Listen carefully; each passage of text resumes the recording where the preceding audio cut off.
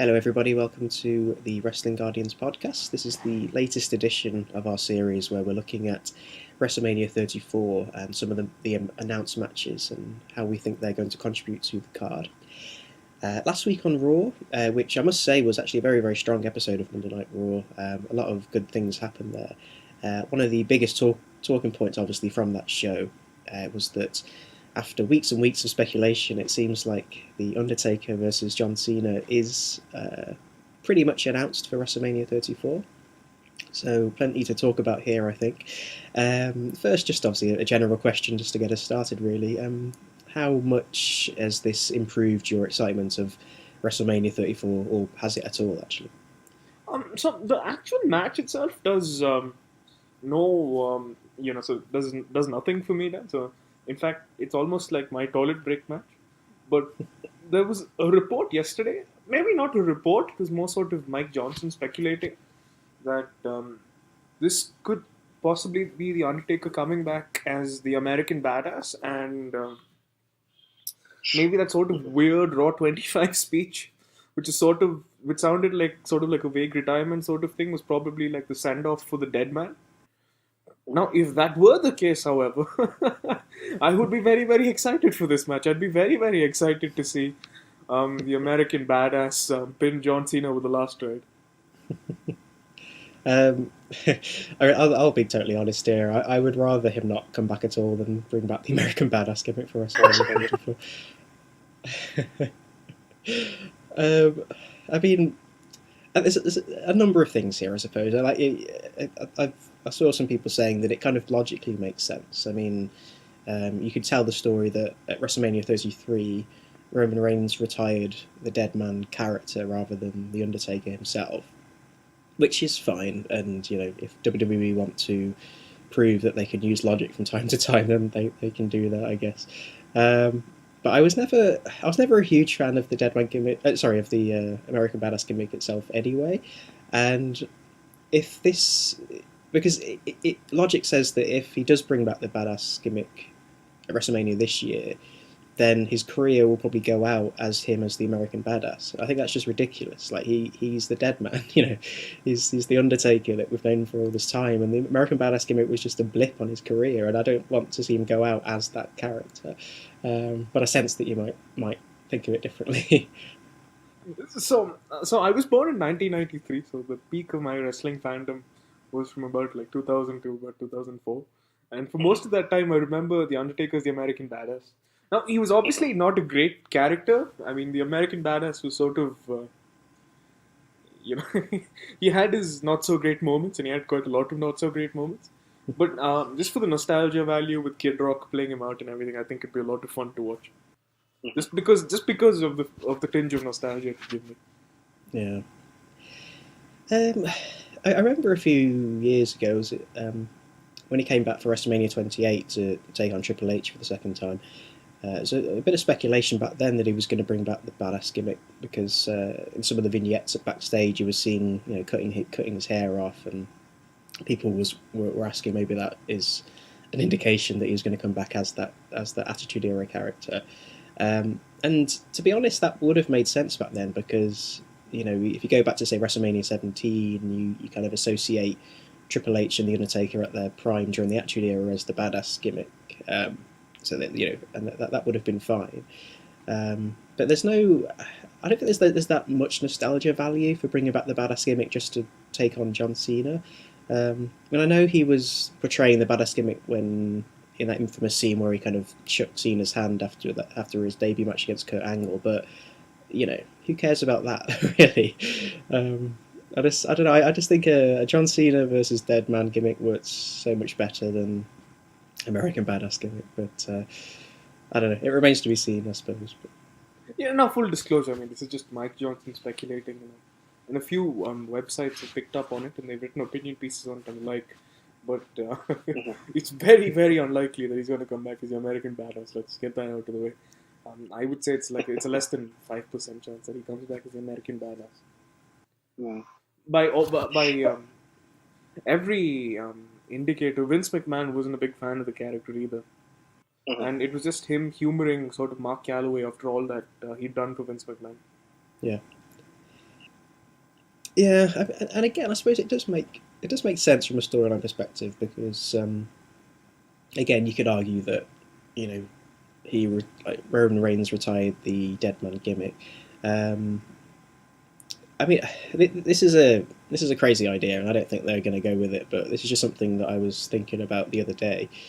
Um, what if he didn't come back as the dead man or the badass gimmick, just came back as Mark Calloway and just kind of said, you know, like I've given my whole life for this character, and it's kind of overwhelmed me all these years, and I just want to have one match where it's just everything stripped away and it's just me, Mark Calloway taking on John Cena.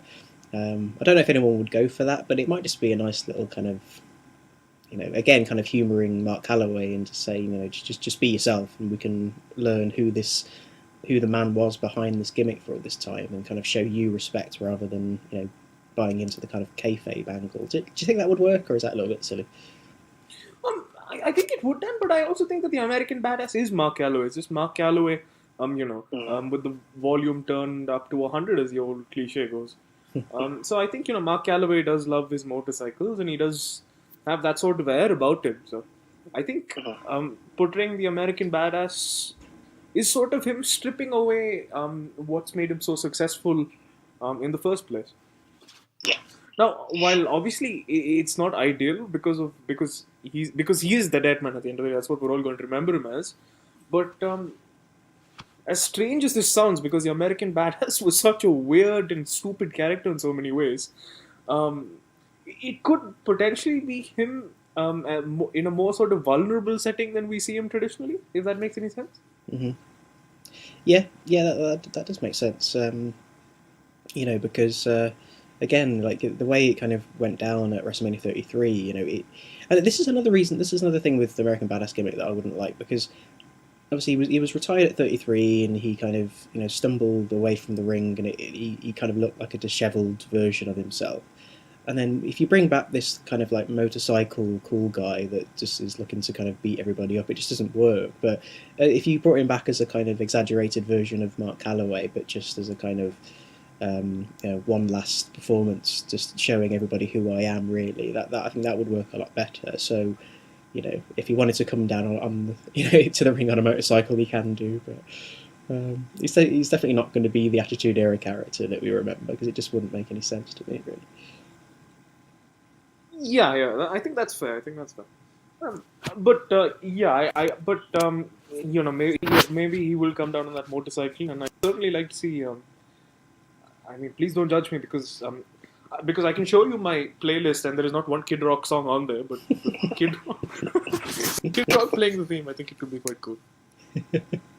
Yeah, no. That does. I see where you're coming from with that. I guess it just seems like such a small thing to like base the whole John Cena versus Undertaker gimmick around the fact that Kid Rock's going to be at WrestleMania as well. Just, but it could work for that moment, I suppose. Yeah, for sure, for sure. I mean, one thing I wanted to mention is that I do want to give WWE credit for the way that John Cena introduced the rivalry on Monday Night Raw. Like it could have been, it would have been so easy just to do a kind of the old face versus face respect match, where the two of them basically just said nice things about each other until WrestleMania came around. But the fact that they've given a little bit of an edge to it now, it's like Cena's calling Undertaker out as this egomaniac who is getting in his own way, and saying like you can't be beat down because you wouldn't be uploading pictures of yourself on your wife's Instagram, and I like that. It's actually a storyline that they're going with. Whereas this feud didn't need a storyline per se, but I think it's really going to help if there is that kind of personal animosity between the two characters. And I think Cena's actually very good at that, as kind of like just switching it on and just becoming somebody who just tries to kind of get in your head and kind of massage your kind of ego a little bit to tempt you into fighting. And I don't think he gets enough credit for how well he can build up a match. Is that something you noticed? Because I just thought that's quite a good way to introduce the feud, I suppose. Yeah, for sure. And I think this has been a sort of go-to a template that WWE have used in all of Cena's sort of spotlighted feuds ever since his thing with The Rock. they've sort of tended to slightly break down the fourth wall and sort of do these slightly shooty type things, if you know what I'm trying to say. Yeah, yeah. But in an ideal world for me, John, I mean, this wouldn't make for great television and the build up to it, but John Cena would keep getting these one more match chance going all the way up until WrestleMania, and then at WrestleMania, once Cena has made his entrance, Kid Rock comes out, and then the American Badass rides in, pins John Cena the last ride, and then that's it. That's the end of the Undertaker. I think they. No, this isn't going to be a very popular fantasy booking scenario, but I just think it'd be pretty cool. No, I think there might be quite a few people out there that would go for that actually. Everybody, everybody at work has massacred this fantasy booking scenario. Yeah, it's a good point though. I mean, do you think that the Undertaker needs to appear at all? Could they just drag it out until WrestleMania itself, and then he come out? Like you could have a scenario where Cena comes to the ring still not officially knowing whether he has a match, and just kind of stands there and is like calling him out, and everybody kind of waiting with anticipations to see if he's going to come out and whether or not he's going to be the dead man gimmick or the American Badass gimmick. That could give it a little bit of intrigue, because Undertaker doesn't necessarily need to be part of the build up here. Cena can pretty much carry that by himself, I think. Yeah, for sure. I don't think he needs to. I don't think they need to confirm it until WrestleMania. I mean, now I know. I mean, nobody's going to be sitting there and wondering, whether the Undertaker is actually going to turn up, because we know he's going to turn up. But the intrigue should be about what his appearance is going to be like and things of that nature. Now, I know maybe that sort of people like us who have a lot of access to this sort of information, working ourselves, if that's the right word, but I still think it'd be fascinating nonetheless, because I think the most fascinating part about this match is always going to be intrigue about what the Undertaker is going to look like when he makes his way out. Yeah, I think that's what's let Undertaker down in the last couple of years, because obviously it was a huge moment when he lost the streak to Brock Lesnar at WrestleMania 30, and then there was speculation even back then that if he was going to ever have another match, and then the whole Bray Wyatt feud was introduced, and people were saying, what state is the Undertaker going to be? Is he going to come out as a kind of a lesser version of himself? Is he going to acknowledge the fact that he's now been beaten at WrestleMania? And then he just kind of came out as the Undertaker, and it was just a bit. It was just a bit empty. It was just like, okay, that's fine. Like he's lost. We're not going to even talk about it. Let's just have a match with him and Bray Wyatt. And then even the next year again, it's just. I don't think they did enough to play on what actually happened at WrestleMania 30, and I think this could be the perfect opportunity to go back to that and show Undertaker is a bit more of a kind of non-kayfabe kind of reality guy at the moment, because as much as we hate to say it, the dead man character in effect is already dead, because he a large part of him died back at WrestleMania 30.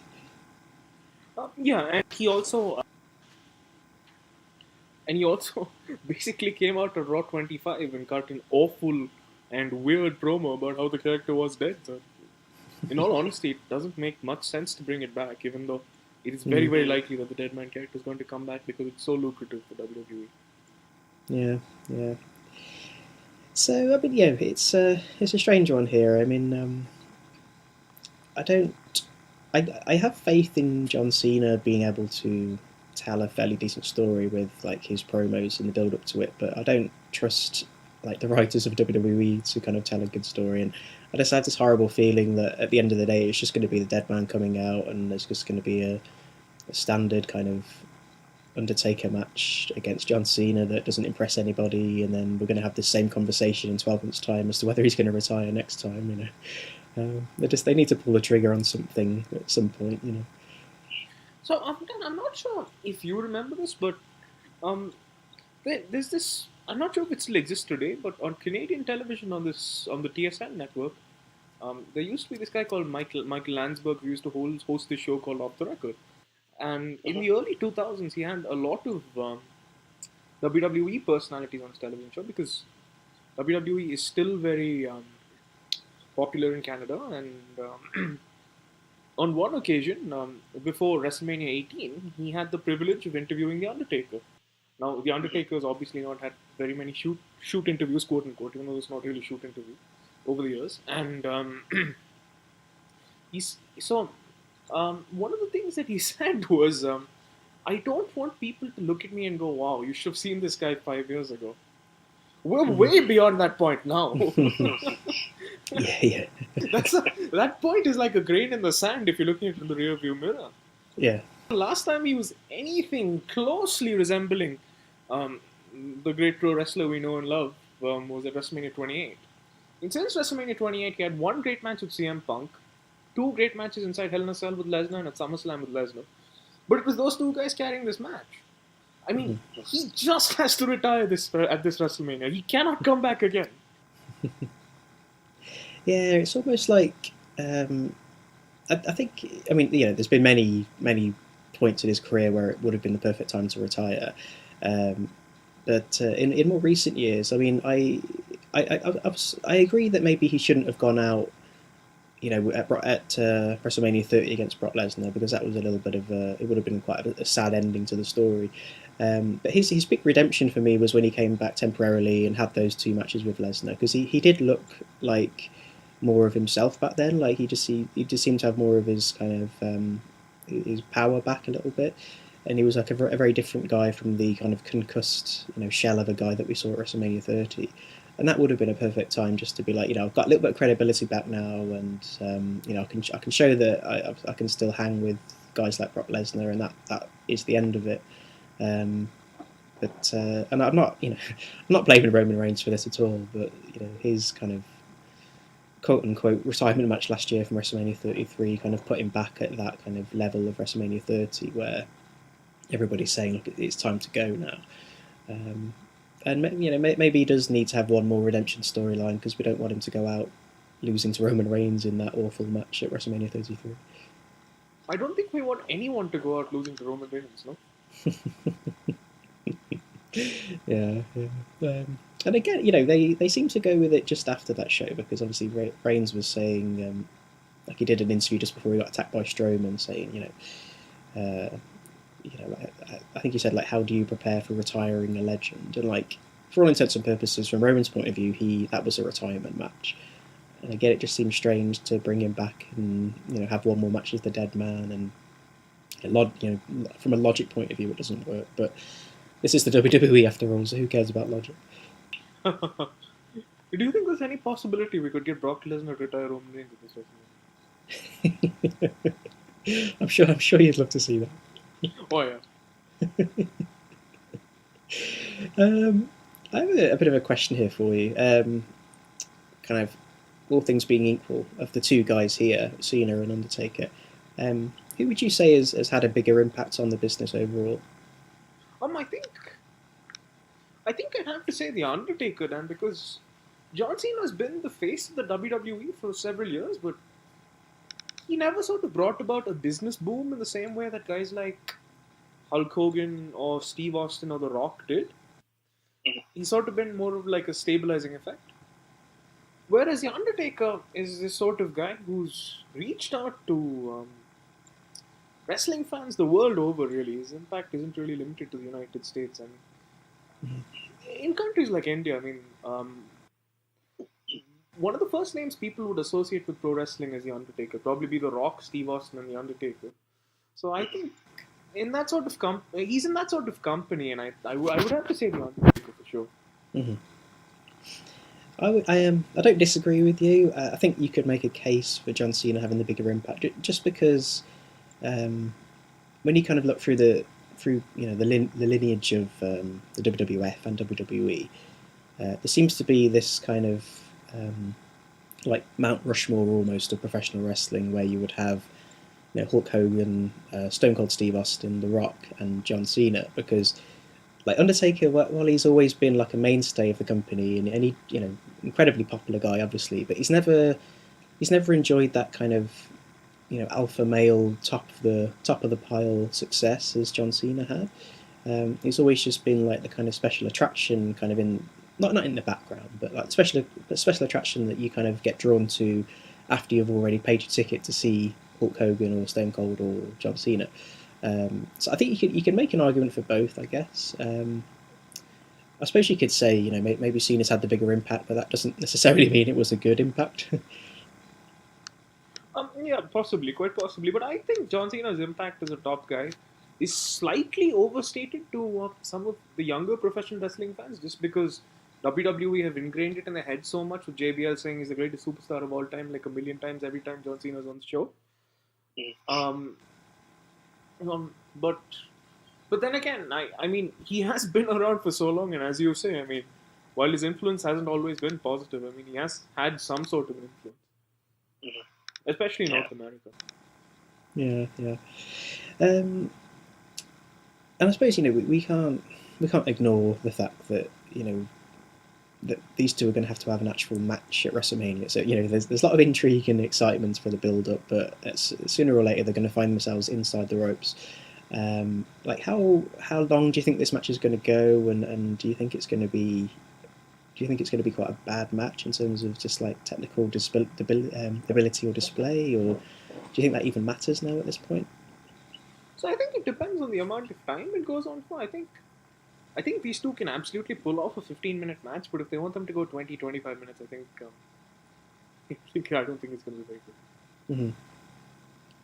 I mean, I know Cena is obviously a professional, and you don't normally associate him with being a dangerous worker, but he's never really seemed to me that kind of ring general like Triple H, who can kind of like Triple H could carry Shawn Michaels in his first batch back after 4 years with still having back injuries, and nobody even worried about it because it's Triple H. But John Cena, I just worry that with his limited ability, if they try to do anything other than just the bog standard 5 moves of doom that Cena does, something could go wrong potentially, and I don't want to see obviously Undertaker get another concussion or something early on in the match and then have to see him kind of struggle through for another 10 minutes. Is that having, I don't know, is that not putting enough faith in John Cena as a performer? Or? Yeah, I think for sure. I mean, I'm not sure he is a ring general because he does work with a lot of young heels, but these young heels also tend to be incredible athletes who can also hold their own, which the Undertaker is sadly not anymore at this point. But I think within 15 minutes, I think these guys just have enough know-how to get it done. And lest we forget, John Cena is also not the same in-ring worker he was 3-4 years ago. He's very much a diminished version of himself. Mm-hmm. Yeah, and I'm not too worried about it, I suppose, because I think Cena in particular, and Undertaker as well, they both have this ability to to tell a story during a match. I think they're very good at building up the drama, and Cena's facial expressions and things could kind of carry this through as like something that's quite an engaging display to watch, even if the action isn't particularly good. So yeah, I suppose I'm not too worried about it. I think there's going to be a lot of people who like the wrestling purists who would say this is going to be awful, and I'm not looking forward to it because of all the botches that we're going to see. I mean, it must be different from somebody like a younger fan who hasn't been like a fan for that long, because they will only know Undertaker as this kind of phenom guy that comes back once a year and has a kind of semi-okay match with somebody. Like the kind of the Roman Reigns fanboys that only know Roman Reigns now probably won't be looking forward to this match that much. But maybe it's just it's something for us older fans, I suppose. Well, don't you think those fanboys would be very pleasantly surprised if he were to come back to the American Badass? No.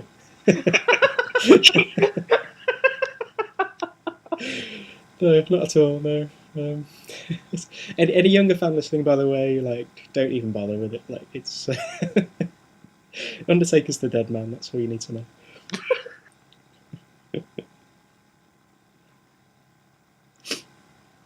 I suppose the inevitable question. Well, two inevitable questions actually from here that we probably need to finish up on.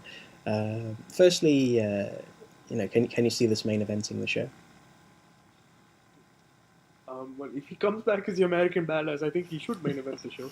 If he comes back as the American Badass, maybe they could main event the pre-show.